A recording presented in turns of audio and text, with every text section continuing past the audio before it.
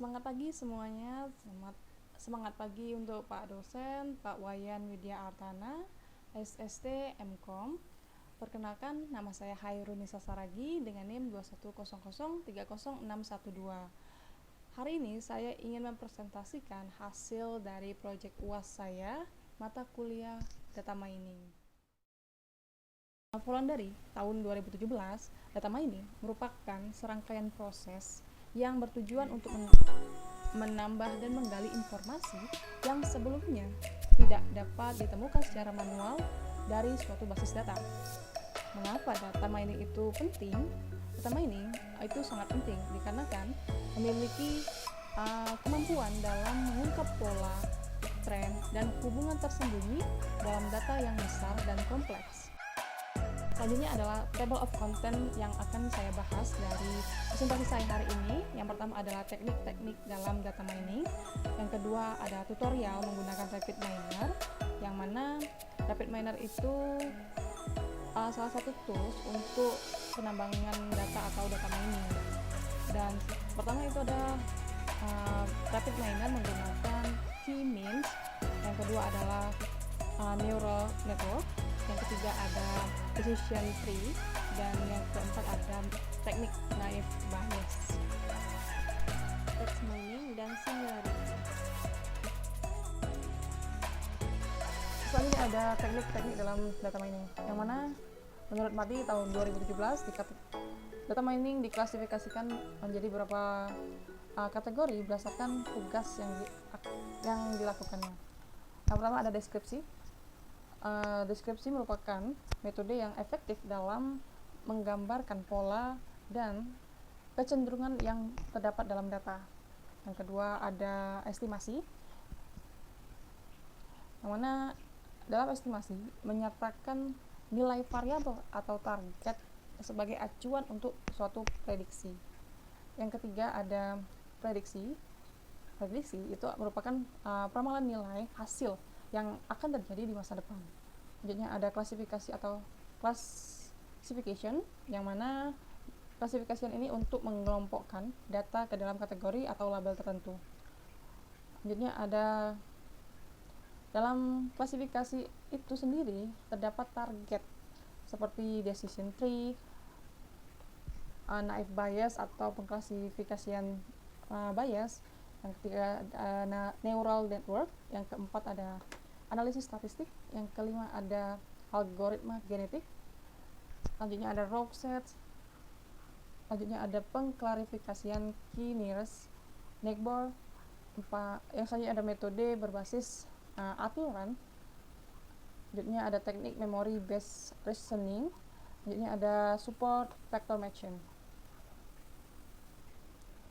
Yang kelima ada pengklasteran atau clustering, yang mana dalam proses clustering itu dibutuhkan adanya analisis pengelompokan data yang berbeda-beda, mirip atau dapat diklasifikasikan. Selanjutnya ada asosiasi, yang mana dalam asosiasi itu dapat diidentifikasi atribut-atribut yang muncul secara bersamaan dalam suatu waktu atau kejadian tertentu. Alangkah baiknya kita mengetahui apa itu Rapid Miner. Rapid Miner merupakan suatu perangkat lunak yang dapat dirancang untuk mendukung berbagai proses analisis termasuk data mining, text mining, dan prediksi, sehingga memungkinkan pengguna untuk mengelola dan mengevaluasi data secara efektif. Selanjutnya adalah dari tutorial yang pertama, yaitu Rapid Miner menggunakan teknik K-means, yang mana K-means merupakan algoritma klasterisasi berbasis jarak data dengan pusat cluster atau centroid terdekat. Dalam proses tutorial ini, kumpulan data selanjutnya adalah Rapid Miner menggunakan teknik neural network, yang mana neural network itu merupakan sistem yang terdiri dari kumpulan unit pemrosesan kecil yang dirancang dengan mengacu pada struktur jaringan manusia. Tujuannya untuk meniru cara kerja otak dalam memproses informasi. Dalam tutorial yang disematkan di PPT ini bisa kita lihat di layar, yaitu hasil neural network, yang mana terdapat dua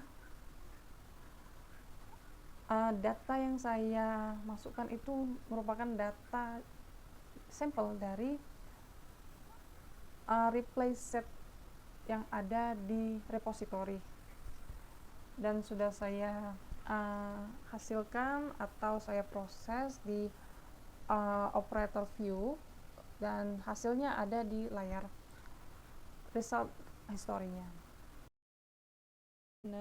Tutorial RapidMiner menggunakan decision tree, yang mana dari RapidMiner sendiri tools yang digunakan adalah Altair AI Studio RapidMiner, dan sampel yang saya gunakan adalah sampel dari repository sampel data, yaitu deals, yang mana deals itu merupakan suatu keputusan customer. Hasil yang akan hasil dari pohon decision tree ini sendiri itu untuk menjawab permasalahan apakah seseorang layak menjadi future customer atau tidak. Untuk hasilnya sudah tertera di layar monitor, yang mana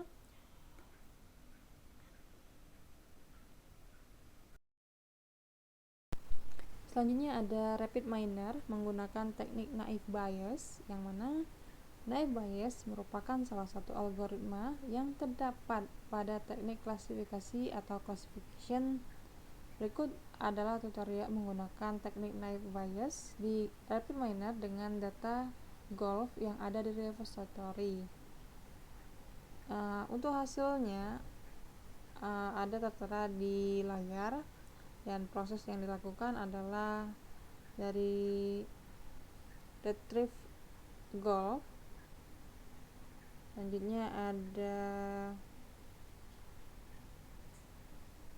atribut, set role, dan naive Bayes.